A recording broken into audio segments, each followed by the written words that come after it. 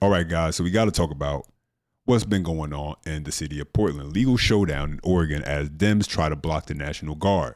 And so because of the ongoing conflict between ICE agents and Antifa in Portland, President Trump has decided to deploy the National Guard for the next 60 days, sending over 200 troops there, as he wrote in he tweeted on X, at the request of Secretary of Homeland Security Kristi Noem, I am directing Secretary of War Pete Hegseth to provide all necessary troops to protect war-ravaged Portland and any of our ICE facilities under siege from attack by Antifa and other domestic terrorists. I am also authorizing full force if necessary. So even though if you ask the governor or the mayor of Portland, they'll let you know that they don't need any help from the federal government. But it might be a different story if you ask the actual residents, the locals, the people who are there in that city, as far as especially in these communities that have to deal with Antifa being in their community, causing all this chaos for regular working class everyday Americans. We're going to get into that in a second, what the locals are actually saying, but real quick, just check this out. You can see they're out in full force now. They're out there, they're making their presence known, they're getting people, they're moving them, they're in full gear, and they're not playing games, which is very much necessary when you're dealing with this situation. We have that there, and before we get into the news report of what you hear some locals speaking out and saying, let's check this out. I thought this was interesting. It says right here, if you see people in these green hats at far left riots, know that they are not independent legal observers, but are rather members of an Antifa legal group called the National Lawyers Guild. The group helps Antifa and far left terrorists escape prosecution.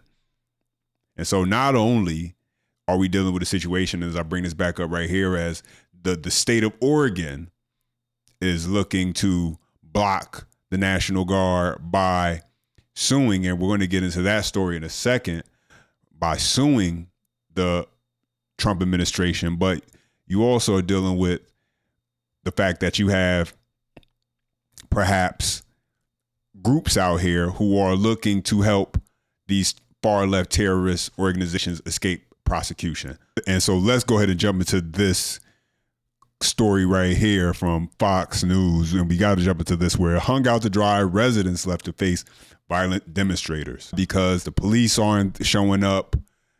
No help from the city is showing up. The mayor says that everything is fine. The governor says everything is under control. And so that's also part of the reason why it's important that these National Guards are sent in to bring some normalcy, at least trying to bring some normalcy to the residents, the people in these communities who aren't out there protesting, aren't out there causing chaos, but they're just trying to live in these communities where this is occurring. Night after night, this is the scene just outside the ICE facility in Portland. Hundreds of residents live in apartments just feet away. They routinely call police about the noise and crime. I'm calling about the protesters. They've cornered 2 women out here. They need help. Please send the cops. But the cops did not come. Residents on their own. Turn that down! It's midnight! We the people need sleep! This week, protesters brought what looked like a guillotine. Some confrontations end with residents getting assaulted. First a bullhorn, then a fist. No arrest was made despite the injuries. On this night in late June, federal police used tear gas and flashbangs. Again, no Portland police in sight. It came out later in court that one officer told another, if it were not ICE, we could assist directly.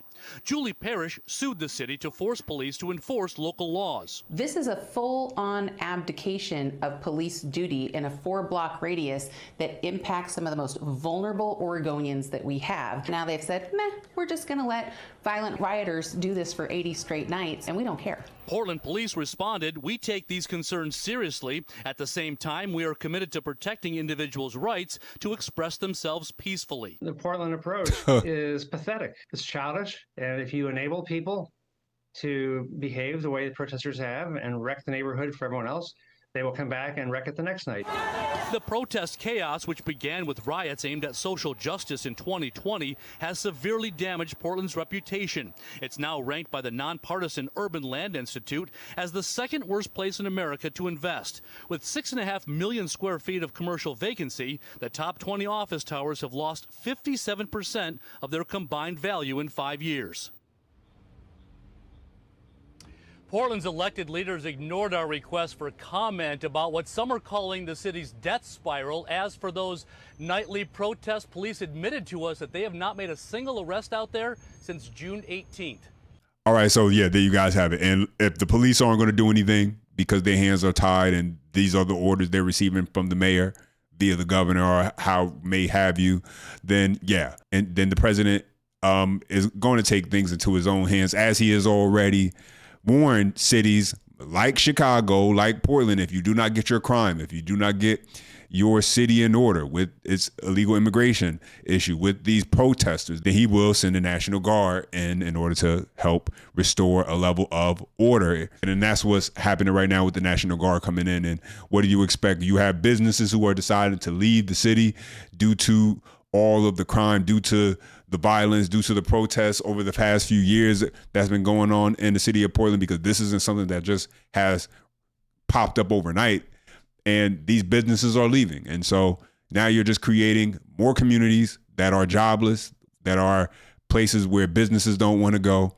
And that doesn't benefit the people of those communities at all. Meantime, I want to get your thoughts on this. Oregon suing the Trump administration after the president ordered 200 National Guard troops to be deployed to Portland. The lawsuit claims, quote, citing nothing more than baseless, wildly hyperbolic pretext, the president says Portland is a war-ravaged city under siege. Defendants have thus infringed on Oregon's sovereign power to manage its own law enforcement. The Oregon Democrat governor doubling down, saying there's no need for the National Guard.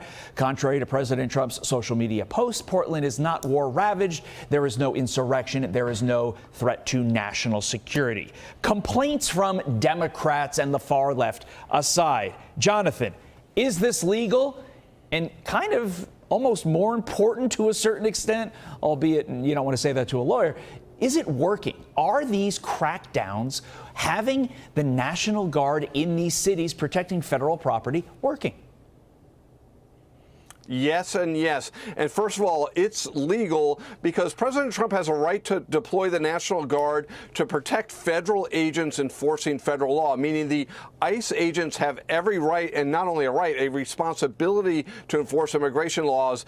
And we've seen these protests setting fires and other things, and in many ways supported by the local officials because they don't want the ICE laws, enforced. So that's number one. Number two is, are they working? We'll come to Washington, D.C., and it's remarkable how much safer it is on just the numbers, but the feel of it is amazingly, different in just a few weeks. So people are safer and it's legal. And I think Portland is going to have a tough time in court because there is a discrete mission here. It's a 60-day mission and to make sure they can enforce the immigration laws, because if Portland really didn't want this to happen, they would say, hey, we're going to stop being a sanctuary city and Oregon could stop being a sanctuary state and cooperate with ICE, or maybe not interfere with ICE. And same with Chicago as well. But they are really just putting their own political agenda ahead of national security, national interest, and public safety. Yeah. And they're going to lose in court, and they should lose in court. Yeah, it's not an open-ended invasion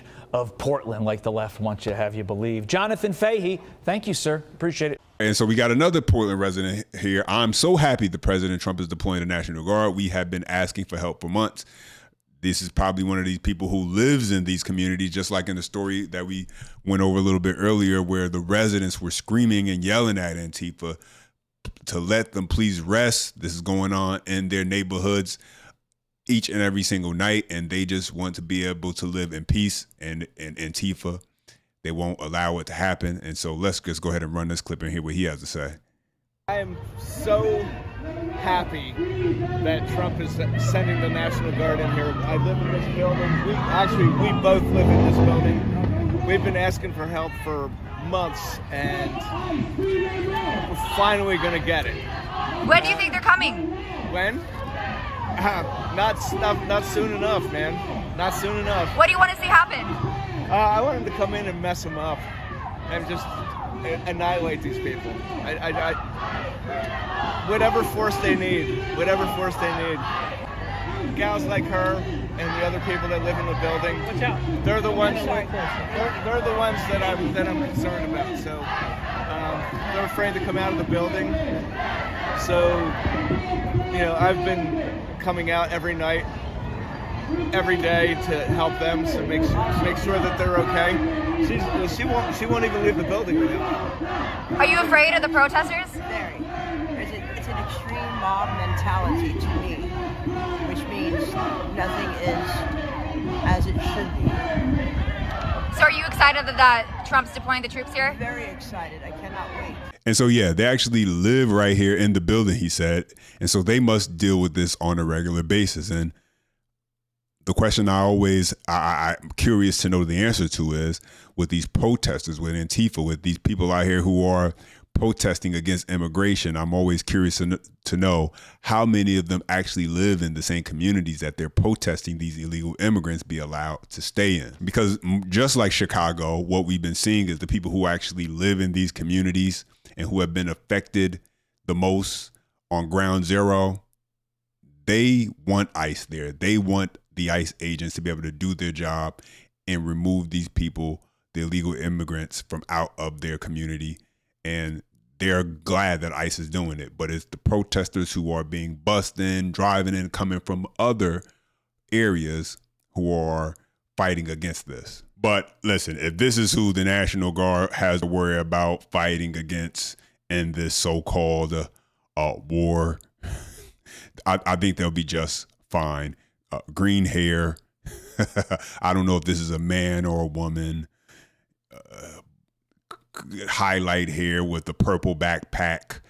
And I think the National Guard will be just fine as far as being able to restore whatever they need to do as far as order, when it comes to things. We will have to wait and see, but I'll keep my eyes on this story as well as other things. As always, guys, I appreciate when you guys take the time to chime in. Drop your questions, comments, thoughts down below. If you enjoy any part of the content, smash the like. For more, subscribe to the channel. And as always, until next time.